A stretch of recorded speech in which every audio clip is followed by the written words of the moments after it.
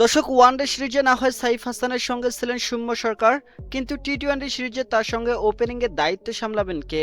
প্রশ্নটা এখন তানজিদ হাসান তামিম ও পারভেজ হোসেন ইমনকে ঘিরেই। এই দুজনের মধ্যে কে জায়গা পাবেন একাদশে, সেটাই এখন বড় প্রশ্ন। দর্শক, নাকি চমক দেখে লিটন কুমার দাস আবারও ফিরবেন তার সেই পুরনো পজিশনে? প্রথম টি-টোয়েন্টি ম্যাচে সাইফের ওপেনিং পার্টনার কে হবেন তা জানবো আজকের এই ভিডিওতে।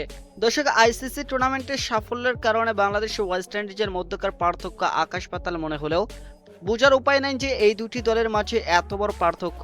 ওয়ানডে সিরিজে যেমন 2-1 ব্যবধানে জয় পেয়েছে টিম টাইগার্স, তেমনি মুখোমুখি পরিসংখ্যানে দেখা যায় এখন পর্যন্ত 47 ম্যাচে 24টি জয় ক্যারিবিয়ানদের এবং 41 জয় বাংলাদেশের। টি-টোয়েন্টিতেও একই চিত্র। এ পর্যন্ত সংক্ষিপ্ত ফরম্যাটে দুই দল মুখোমুখি হয়েছে 19 বার। এর মধ্যে 12টি ম্যাচে জিতেছে ওয়েস্ট ইন্ডিজ এবং 8টিতে জিতেছে বাংলাদেশ। দর্শক, বাকি 2 ম্যাচ পরিত্যক্ত হয়েছে। সব মিলে সামান্য ব্যবধানে পিছিয়ে আছে টিম টাইগার্স। বাংলাদেশের মাঠেও চিত্রটা প্রায় একই। এখানে 5 ম্যাচে 3 জয় ক্যারিবিয়ানদের আর 2 জয় টিম টাইগার্সের। এদিকে টাইগার বাহিনী চাইবে ঘরের মাঠে ক্যারিবিয়ানদের ছাড়িয়ে যেতে। আগামী সোমবার সিরিজের প্রথম টি-টোয়েন্টি ম্যাচে বীরশ্রেষ্ঠ শহীদ flight lieutenant Motiur Rahman cricket স্টেডিয়ামে মাঠে নামবে বাংলাদেশ। সন্ধ্যা 6টায় শুরু হবে ম্যাচটি। এই ম্যাচকে ঘিরে বড় প্রশ্ন, বাংলাদেশের একাদশে ওপেনিং করবেন কারা? দর্শক, ওয়ানডে সিরিজে প্রাধান্য পেয়েছিলেন সৌম্য সরকার। দারুণ পারফরমেন্স করেছিলেন তিনি এবং এতে হয়েছিলেন টপ স্কোয়ার। কিন্তু টি-টোয়েন্টি সিরিজে রাখা হয়নি তাকে। থাকলে হয়তো তাকেই দেখা যেত ওপেনিংয়ে। যেহেতু তিনি নেন, তাই এখন যত প্রশ্ন, সাইফ হাসান একাদশে ওপেনার হিসেবে থাকছেন নিশ্চিতভাবেই। এখন খুঁজতে হবে তার পার্টনার কে হবেন। প্রথম প্রশ্ন তো দুজনকে নিয়েই, তানজিদ হাসান তামিম নাকি পারভেজ হোসেন ইমন। সদ্য শেষ হওয়া আফগানিস্তান সিরিজে ব্যাট হাতে একটি হাফ সেঞ্চুরি এসেছে তামিমের ব্যাট থেকে। এছাড়া একটি 33 রানের ইনিংসও খেলেন তিনি।